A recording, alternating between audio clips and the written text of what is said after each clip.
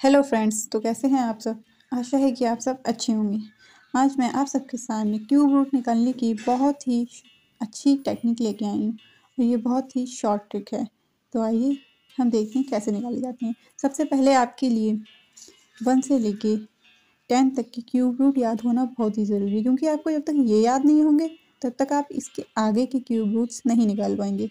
इसलिए सबसे पहले आपको 10 तक के क्यूब रूट्स याद होना बहुत ही ज़रूरी है, तभी आप इसके आगे के क्यूब रूट्स निकाल पाएंगे।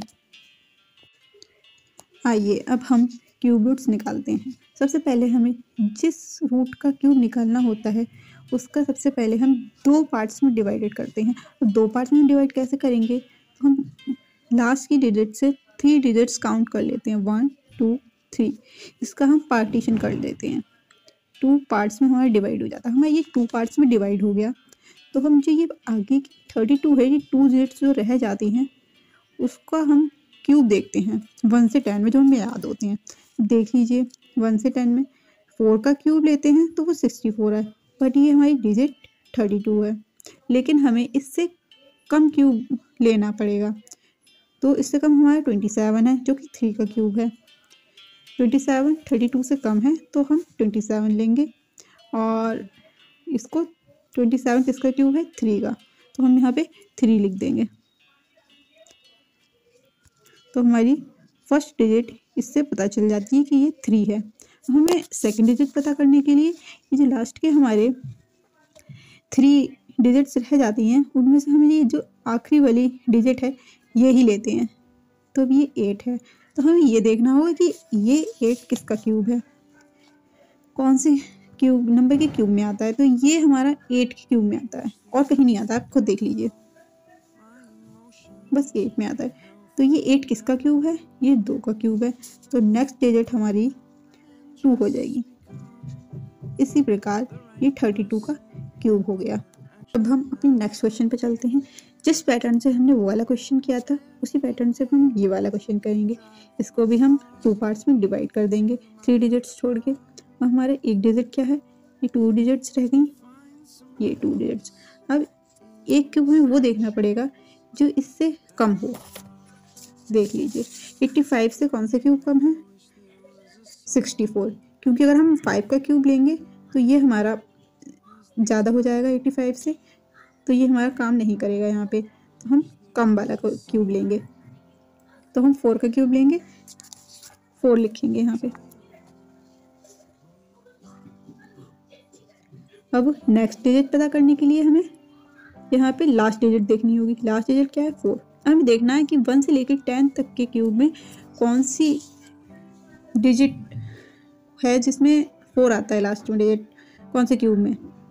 तो यहाँ पे बस 4 के क्यूब में 4 आता है, बाकी आप देख लीजिए सब किसी में 4 नहीं आया होगा, बस 4 के क्यूब में ही 4 आया है हमारी। इस प्रकार जो नेक्स्ट डिजिट होगी 4 हो जाएगी।